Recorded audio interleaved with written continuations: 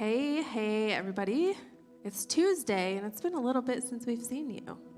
It's been a couple of weeks. Yes. Welcome back. Well, we had off for the holiday, and then we had off because it was Vision Sunday. So, cool. Well, we're glad to be back. My name's Georgianne. My name is Eric. And it's Tuesday, and we're resuming our Talk About It Tuesday with a brand new series. Not TED Talks, REDTalks. Oh. And this series is all about saying no to red line living. What does that even mean? I think we are all aware of what red line living is. So on the flip side, how do we then prevent that? I don't know. Well, that's what we're going to find out, right? Thankfully, we have Josh. Yeah. The first kind of visual picture that came to my head was like how you're, and especially if you drive a manual, you probably know this, of like, you get up in the RPMs and you get into that like red spot where it's like, oh my gosh, my car's going to die if I don't shift into the next gear. Or if you've ever been a teenage male in a 20-year-old car. Yes. What kind of car was that?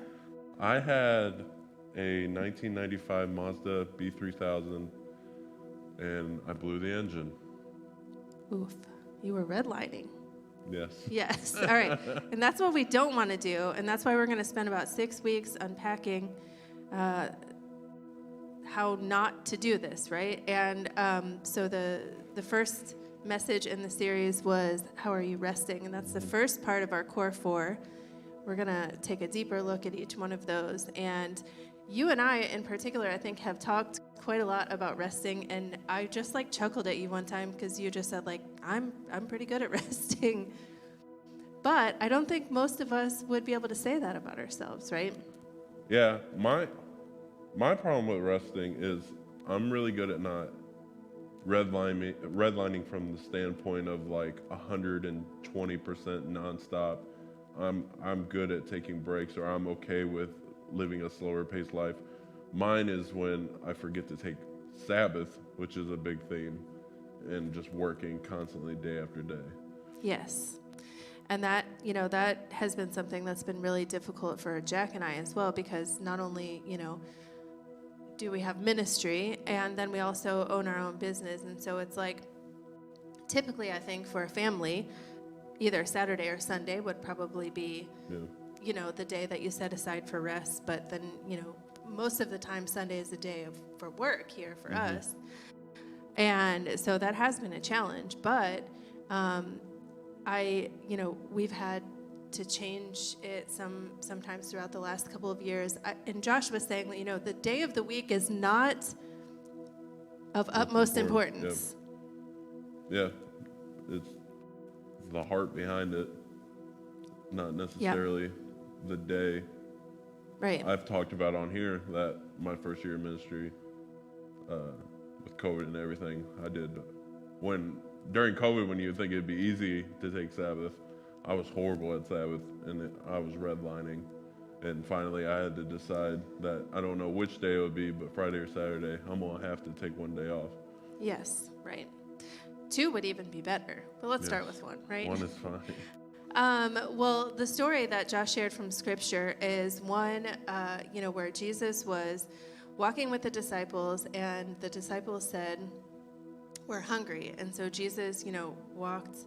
I have this visual picture in my head of he's just, skimming his hands across the top of the grains and then sifting out and then like feeding his tribe there. And they like called him out on it. And I always think like, gosh, you just let these people go hungry for the sake of the law. Yeah. Yeah, it's a hard mindset to get in.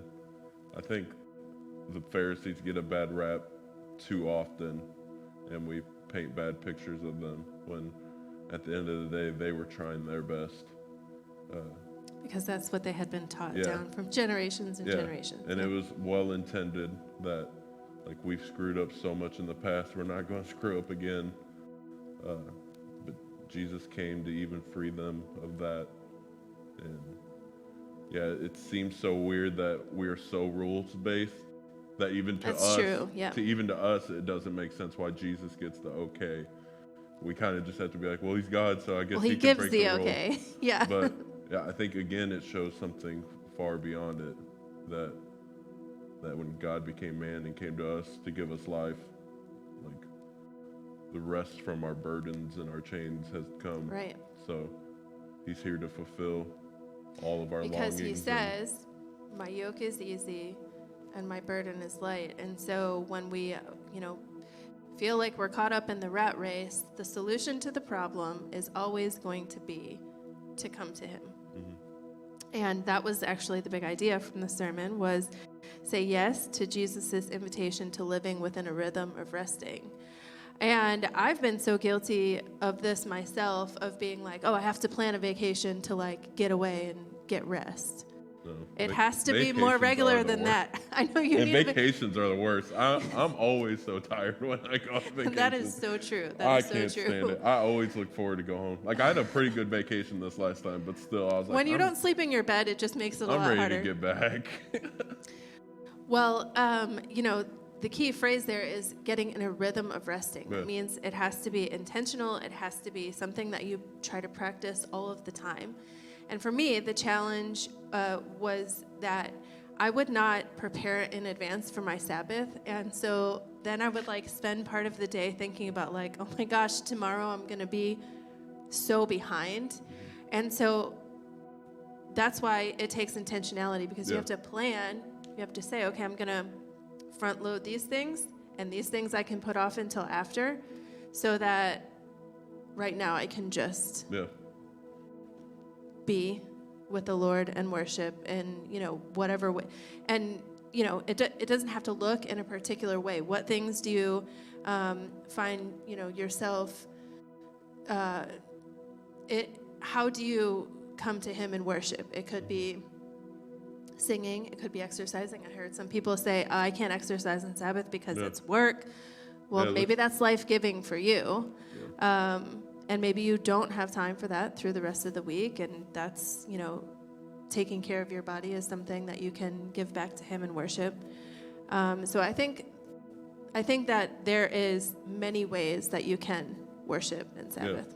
Yeah, and just know that it's going to look different for everybody, and what's important is intentionality. If you don't think, or at least at first you don't think you can get a full day, split up a couple days, whether it be don't start till after lunch on weekends. That's a good start. Oh, that's good. That's better than nothing. Yeah. I had a professor that because he taught and preached, he didn't have a full calendar day, so he did from supper on Friday till afternoon on Saturday. So if you have to split it between 2 calendar days, just find what can work for you and at least start somewhere. Yeah. And I think, trust is a key thing here. It's do I trust God to make the best of this time that I'm setting aside for him? And do I trust that he is going to help me be, more productive in the day before, or that he's going to help take some things off of my plate? It really is about trust. It's about, and, that's what we saw with the manna, where he said, gather 6 days and don't gather on the 7th. And then when they did, all the food was rotten because they didn't listen. Yeah. So, all right. Well, do you have anything else to add? All will be well. Trust him and take your Sabbath.